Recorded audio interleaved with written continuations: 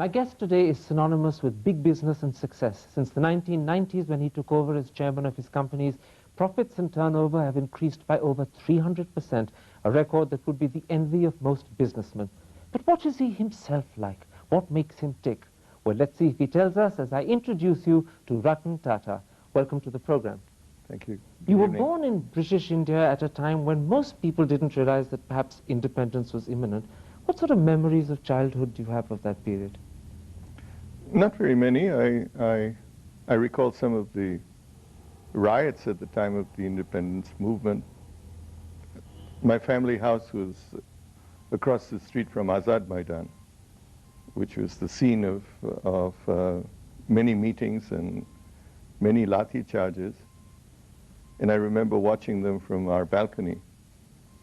As a young kid, I sort of wanted India to win. And I remember as kids we used to, pour sugar in the petrol tanks of motorcycles that belonged to the British MPs whenever we could, and things of this nature. So as a little kid, Ratan Tata was busy spoiling all the British cars he could find? Not all the British cars, unfortunately, but several of them. Now, your parents separated when you were just 7. At that age, was that a traumatic experience for you? Yes, it was, but we had a close-knit family, and we overcame that. Both my brother and I had a hard time in school. Because they teased you? Because they teased us. Wasn't a common event in those days, and so we had to undergo that and became sensitized to it, in a manner of speaking. You had to learn to develop a thick skin. Or became very sensitive to that. You became very close to your grandmother, Lady Tata. Would you say that in a sense she was the dominant influence as you were growing up? I was always close to her. She was instrumental in my having her husband's name when I was born. And she was very much a person that I grew up with from as far as I can remember. Did she spoil you? Was she indulgent? She was indulgent, but she never spoilt one. She was very proper. She was very demanding. She had tremendous values and a tremendous sense of what was right or wrong. And she had enormous dignity, which she was very keen that everybody around her, including herself, maintain. So I grew up with those kinds of standards imposed on me. I don't think she spoiled. She made you... Other people may think she spoiled me. Now, I know she was a grand lady in her own way, and she had this amazing Delage car that used to be sent to school to pick you up. But it made you cringe at times, didn't it? Yeah, it didn't always come. It came from time to time, and yes, we did cringe. It was in a car where the driver sat in an open area. You sat in an enclosed area. It was high. It had huge wheels with tiny tires and spokes. And it was old-fashioned even in those days. And whenever it came, I'd almost prefer not to be seen in it and would walk home. Those were days when I presume the Tatas lived in grand style. For those, were you also very close to the British, your grandmother? Yes, she was. She and Sir Ratan Tata were very close to Queen Mary and George V, King George V. And that was part of her life. It certainly wasn't part of mine. In your late teens, you left India and you went to Cornell. You did a degree in architecture and structural engineering. But it wasn't something that your father really wanted you to do, was it? My father wanted me to go to England. He wanted me to be a chartered accountant, as he had been. And I was the rebel who wanted to go to the United States, and I wanted to study architecture and engineering. So he didn't like it. Did you have a problem with him over this? No. He accepted your decision? Well, I did it anyway. What was Cornell like? I mean, you were a rich Indian, and suddenly you were in a big American university where the name Tata probably meant nothing. No, I was just one of 20,000 students. Believe me, in those days when when an Indian went abroad, the RBI gave you a very meager allowance. So I was not a rich Indian. I was a struggling student at that time, wondering whether I'd make it to the end of the month before my next check came. And quite frankly, the thing about Cornell was it was so big and you were so anonymous, and you knew no one, and you were in a new culture that was scary for the first few months.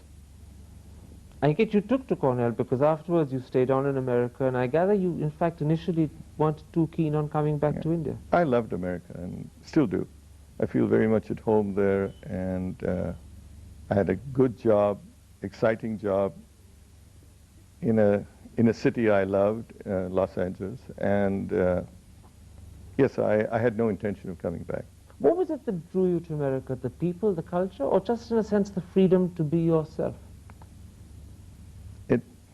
It's strange you should ask me that. I don't know what drew me to America, but ever since I was a kid, long before I ever went there the first time, I had a desire to go there. It was like a dream fulfilled. Yeah, and destiny, whatever. So what brought you back? My grandmother brought me back. She was old, she was ailing, and she wanted to see me again. And she appealed to me. In those days, even telephone calls were hard. You know, you had to book a call, and they weren't an everyday thing. And she appealed to me, and it touched me, and so I went back. In the end, the bond with your grandmother was stronger than the attraction to America. Well, I came back not necessarily thinking I would live the rest of my life here. I just came back because she wanted me back. Within 15 days of your return, you found yourself bundled off to Jamshedpur, beginning a new career in the Tatas. And it wasn't a great job that they sent you to do, was it? No, it was an endless training program. In hindsight, a very useful one, but at that time, seemed like a terrible waste of time. They literally made you begin on the shop floor. Yes, which is worthwhile. And you lived in a hostel with all the other apprentices. Yes. They wouldn't even let you take your car, but they permitted a bicycle. They permitted a bicycle, or I was rather offended that I was told that you can't take your car, but you can take a bicycle. Coming from Los Angeles, I didn't see how anybody had the right to tell you what to do. So I didn't get a bicycle, and I walked. So the rebel was there again. Yeah. Were there times when you said to yourself, what on earth am I doing here? Why am I not back in America? Yeah, a couple of times. And I did almost go back. You seriously thought that you were going to throw it in and go back? Oh, yeah. What kept you on? It's hard to say. A couple of times I came very close to going back, and then didn't. I can't explain that. It was just, I think, something that happened here. One of the things that happened that kept me back was being asked to take over Nelco, and it seemed like a challenge. That was 1971. That's right. That was another moment when I was thinking of going back. You say it was like a challenge. It was a loss-making company at the time, and presumably no one else in the Tata Group wanted to take it over. Was it the challenge that attracted you, or was it suddenly the feeling that you had a role to perform and that you were made to belong? No, it was a challenge. It was an industry that was exciting. The electronics industry in those days was, even making radios and TV sets was challenging and exciting. And it was a company filled with young people, and above all, it was an opportunity to be, you know, to dig your teeth into something. And you were looking for that. And I really was. I was wasting away earlier. Now, during those bleak days at Jamshedpur, you got to know J.R.D. Tata really well. What attracted you to each other? We had one very common and very private bond. Our common love for flying. He was a pilot, I was a pilot.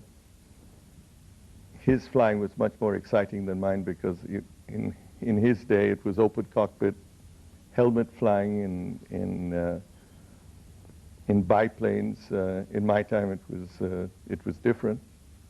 But we had that common bond, and that is really what put us together. He asked me to form a flying club in Jamshedpur, which I did. And thereafter, I think we really became quite close. Did you, in a sense, become for him the son he never had? No, I don't believe that that would be true. I was very close to him, very fond of him, and I think he was fond of me. But it was an office-based relationship, very seldom at home, and but still very close, very private, very confiding. And the wonderful thing was that, in many ways, not so much that I was the son that he never had, but in many ways he was a father, a second father to me. I could share much more with him than I could sometimes with my own father. So he actually fulfilled a need that you felt. Yeah. Now, in 1991, he announced that he wanted you to succeed him as chairman of the Tata Group. How did he break the news to you? Do you remember that moment? Yes, I do. It's a very strange way. We were in Jamshedpur on a visit, and I had to go to Stuttgart for a meeting with Mercedes. And when I came back, I heard he'd had a mild heart attack, and he was in the hospital in Bombay. And I called on him every day while he was there. And on a particular Monday, he was back in the office, and I went to see him, and he had this habit of when you walked in, he'd say, "Well, what's new?" And I said, "Jay, there's nothing new. I just saw you on Friday." And he said, "Well, I have something new for you. I've decided to step down and name you my successor." Were you surprised? I'm very, very surprised. You had absolutely no inkling. Well, he'd often talked of it, but no, it came very abruptly. And then what followed was even more amazing and amusing for Jay, because he said, "Don't say anything about it now. I have to pick an auspicious day to do it." And, you know, Jay was not a superstitious person. He didn't believe in these kinds of things, so I don't know what had come over him. So we stayed quiet, and at an appropriate board meeting, he brought this up. And it was as much of a shock to the rest of the board members? No, he'd spoken to each one of them. He'd briefed them all? Yeah. But did you ever find out what this auspicious day was that he was waiting for? No, I never did. That remains a secret he took with him? Yeah, yes, I guess so. Let's take a break there. I want in part two to come back and talk about the things that have happened since you became the Mr. Tata. We'll be back in just a couple of moments. Stay with us.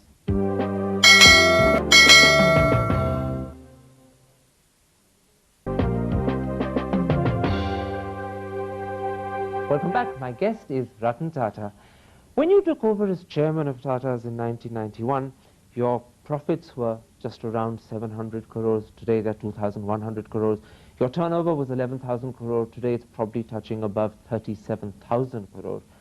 Is that a source of pride and satisfaction, or do you see it simply as a stepping stone on an unfinished journey? I'd say it's a bit of both. It of course is an issue of pride in the team of people that the Tatas had. It's not any one single person that's made that happen. It's a team that has worked towards whatever Tatas have done. But it is an unfinished task on a road. A task that I think is a challenging one, because there's so much that is happening in the world around us. And whatever that growth may be, it's still a growth rate that one could seem a little dissatisfied with, or a little optimistic of bettering in the coming years. I suppose when you're a businessman, you can always earn more. There can always be better profits. Yes, not only that. There's so many new areas that are emerging, new technologies, new fields of endeavor.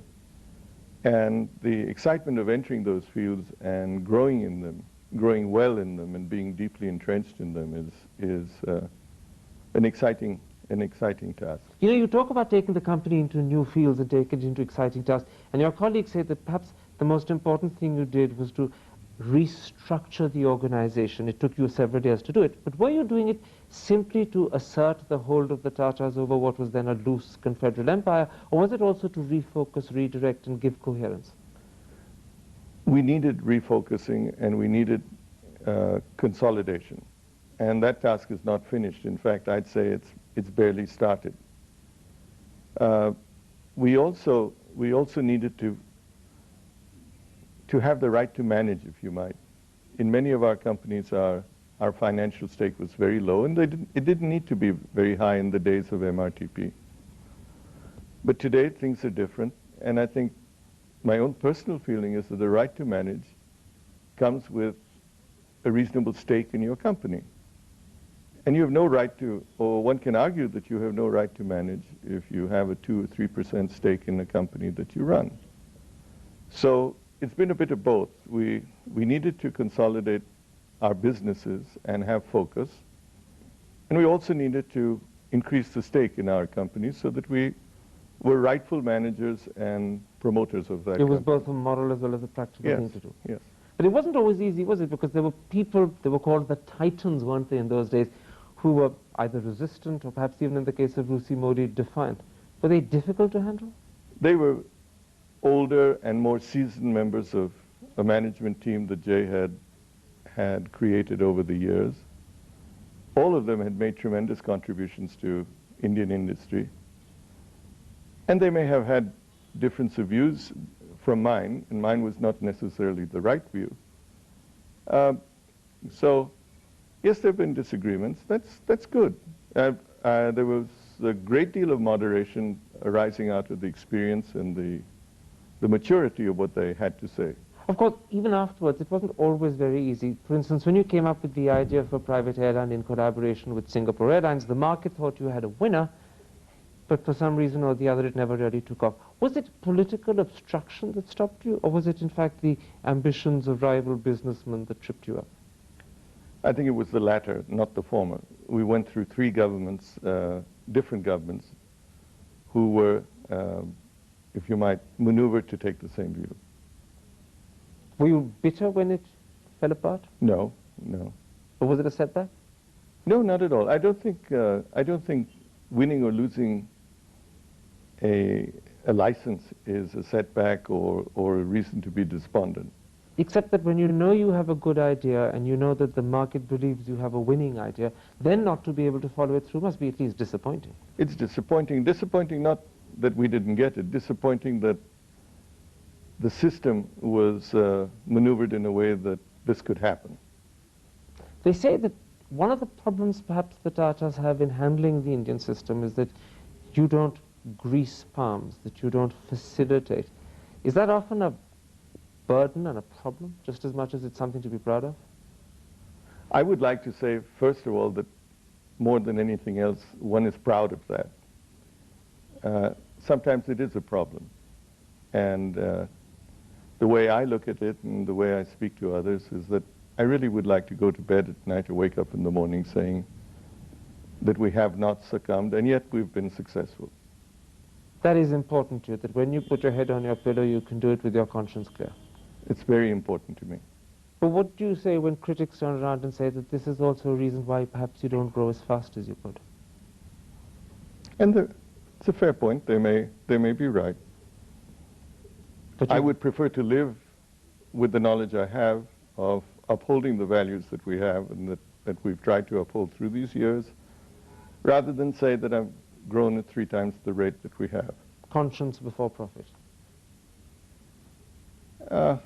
Conscience before profit, perhaps, or profit in a particular way, in a particular form that you can live with, that you can be proud of. Let's talk a little about yourself. Yeah. Those who know you say that you're very private, you're reserved, perhaps even solitary. Is that so? Perhaps so, yes. Do you ever feel lonely as a result? Yes, sometimes.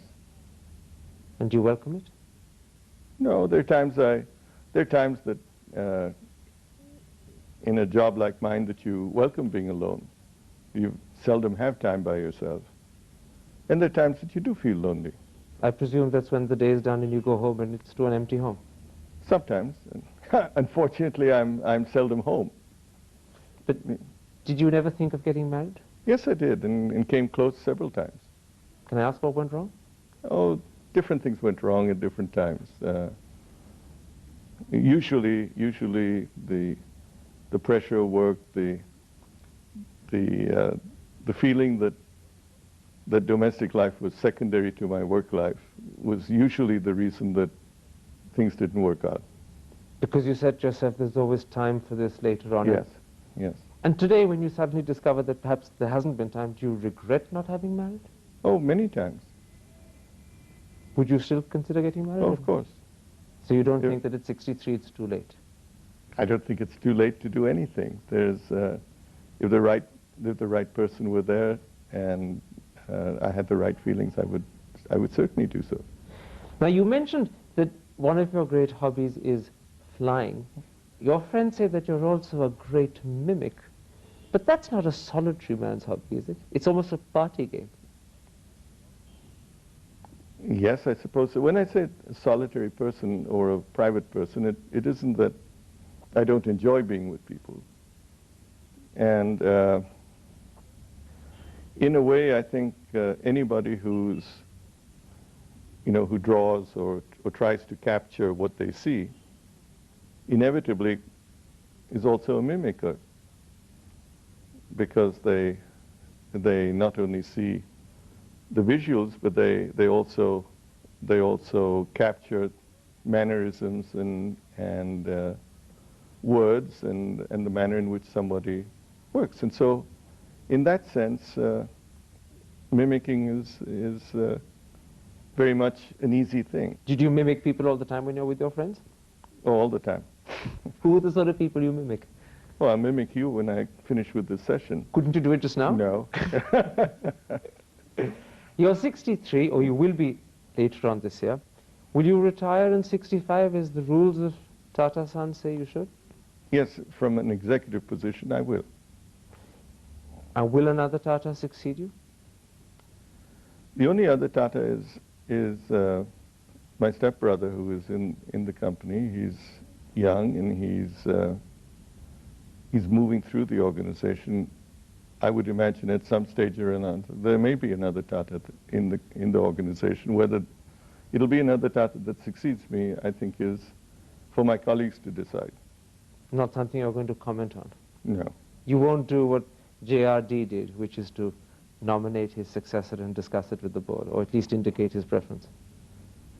Well, I think a retiring chairman or CEO does have the responsibility to express his view, but the choice of a successor, I think, lies with the board. They're responsible for what happens, and it should not be that an outgoing person nominates or suggests his successor. Mr. Tata, for a wonderful interview. Thank you very much indeed. Thank you. Thank you, Ken.